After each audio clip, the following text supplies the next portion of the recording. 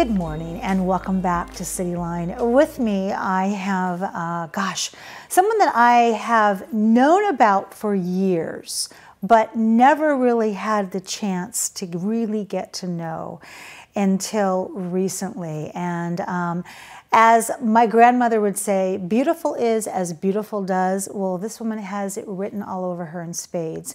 I'm talking about Maralise Hood Quan. Hello, my love. Hello. You are the executive director for the Center for Dialogue and Resolution here in Tacoma, but of all of Pierce County. Right. Welcome back. Thank you so much. It has been a while since you were on the comfy couch. I'm going to say probably a good, maybe 5 years. You're right. Yeah, because you've been busy, very busy. You have been. So if people do not know, when I say the Center for Conflict and Resolution, what it does, tell us, what does it do for people in Pierce County? We exist to help any person in Pierce County who's having difficulties with another person. Could be a really serious conflict that they can't even talk and yet they still have to co-parent their children. It could be a group of people who are supposed to be working together and they can't stand even being near each other, which in these days is difficult. Yeah. We're there to facilitate those difficult conversations. We have hundreds of people who are trained as mediators to sit, in the old days, a whole Monday, to sit in a room and facilitate that conversation. And sometimes the conflict is so difficult, people will overcome sharing what they have with somebody they don't know because they're impartial, and that facilitates an understanding. And so if you really look at what is the center about, it's for us to understand that differences exist, that oppositions exist, and that conflict exists, and it's an opportunity for us to look at the world in a different way and relate deeper and more profoundly. So you just said something that was incredibly poignant. The conflict that we're talking about changes. As of Monday, the conflict is different. What does the conflict look like today, Maralise, in your expertise, given that we're dealing with a virus and how to flatten the curve? So one of the things that we finished a training for mediators on Saturday. We used the distance that we're supposed to have from each other. And yet as mediators, these were people who'd taken 5 days of training, they said, I don't like the term social distancing. Let's talk about isolating physically, but connecting in a deeper and more profound way socially. Oh, that's good. And if you think about the virus, right now we are not preventing the virus. The virus is here. We must isolate, separate the person from the virus. And yet we need to survive, and we understand our interdependence. We must find new ways of connecting, of collaborating and cooperating. And so for us, it's doing what we've been doing because traffic was so hard in the South Sound, and because so many of our families actually have somebody deployed far away. We've been doing telephone mediations for a while. So that word, ramping it up. Virtual. Exactly. There it is. It's all across the New York Times. It's about how our new way of communicating is looking one day at a time, and that is people are having virtual conversations. So how do you virtually, since the Center for Dialogue and Resolution is above that learning curve right now in society about how to make peace work, how do you make conflict resolution virtual? It can be as simple as a powerful telephone conversation where we use the same profound and attentive listening to make sure the person, this is you do every day, Amanda, on this TV show, but when you think about it, it's really listening to the person, letting them know that they have been heard, that their perspective is heard, and then they actually relax a little bit and are willing to hear that someone else has a different perspective and a different way of looking at it. In times of crisis, we're worried about how am I going to survive and exist. We need to look at ways that we can reach out and talk to each other and listen. And in terms of conflict resolution, the mediator does that profound listening to both sides and allows them to hear each other's words, not with their voice. Sometimes we hear wah, wah, wah when it's somebody that we don't really care for. And so we're doing telephone mediations. We're part of the community that's jumped into Zoom. Yes. And Zoom is going to crash. Your cell phone is going to crash. And that's part of the conflict resolution, is find many different channels of communication. Whether that be that you set up a time, your workplace is going to do a virtual meeting, have 3 options. Think about where's the meeting going to happen? Everybody show up early. Are the lines down? Can we text each other? Can we find a different form than just Zoom? And our role is to be online and facilitate the communication. People are going to be stressed out because of the virus. People are going to be stressed out because of the technology. And our mediators right now are in the process of getting trained to be able to manage and keep calm while we actually address the issues, so that when they get off the phone call, when they get out of the meeting, they're able to take action and go forward. And I say the byproduct of every mediation is you've learned a new way to communicate with one another, to hear at a deeper level, to take action and not to assume the worst intent of the other, to begin to believe in the good intent of the other. Yes, wow.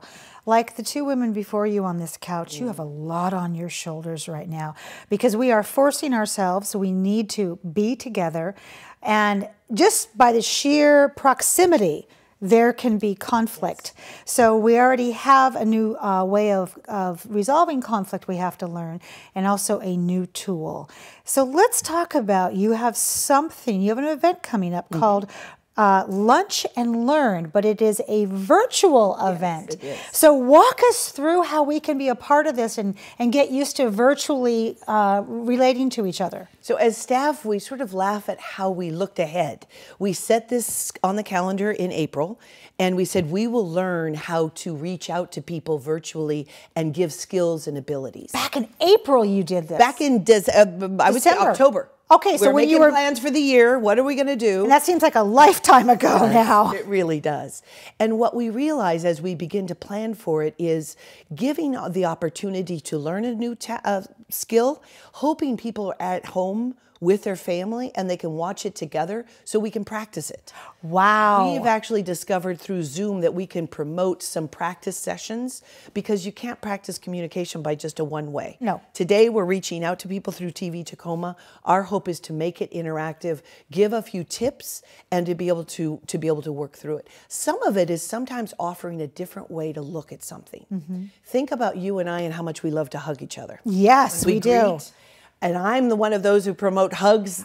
You need them. I'm guilty. It's proven you need 16 a day to be healthy. You do. But how do we shift that and say it's the connection that we love about hugging? Yeah. Can we connect one another to each other?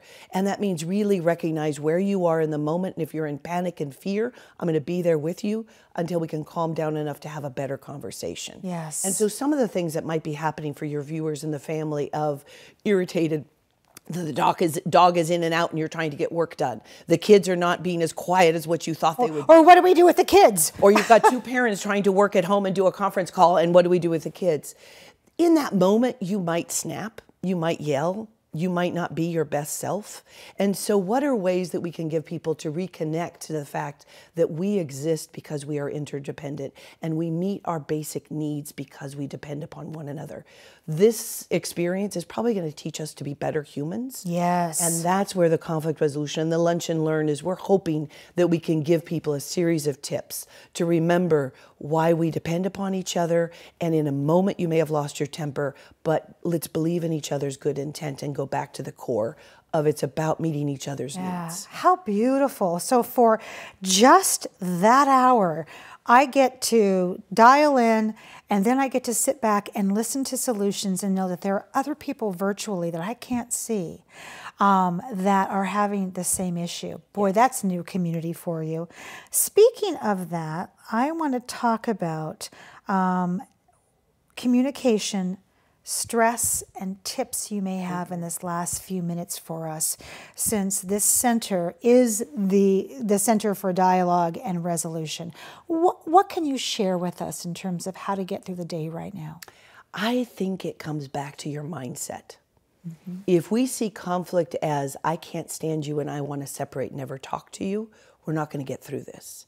If we see conflict as a sign that says, oh, There is a huge difference, and I have an opportunity to learn about the world from your perspective. And once we get through that, we're going to take actions that's going to meet both of our needs in a deeper, more profound way.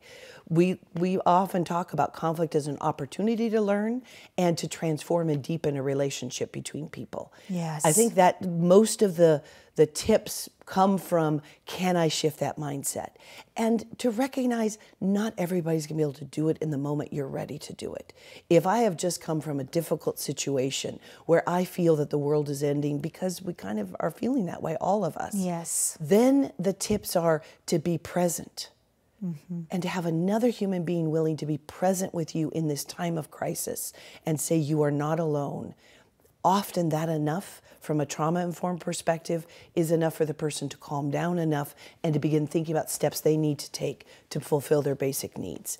We are in this together, and we can do it. We know we can. Absolutely. So you mentioned to me in the green room that your website has some resources on it, or it's going to have resources on it in terms of places for us to go to read, to get tools, ways for us to come together during this time. And of course, mediation still continues. It can happen virtually, any kind of mediation.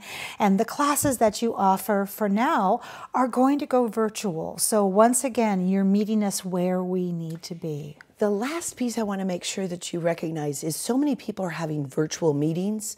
They worry about the technology and they forget about how they want that interaction to happen. Yes. We are skilled in helping people prepare. Why are we pulling these 10 people together?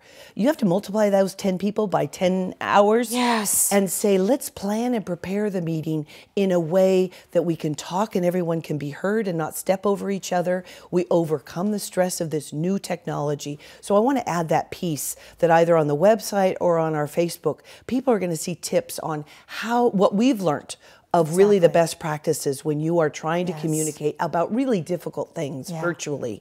What are some tips and tricks to prepare, to hold those conversations, and then the follow-up? Thank you, Maralise, for you and for your team that we could not get on the couch. Crowd of mediators right here. Thank you so much. We've been showing the website, so I'm encouraging people to get to that website and get some great peacekeeping and conflict resolution skills. Thank you so much. Thank you so much. Thank you. My pleasure. All right, Carla Santorno is going to be in here in just a second to talk about our schools, where we are, and what we can expect. We'll be right back.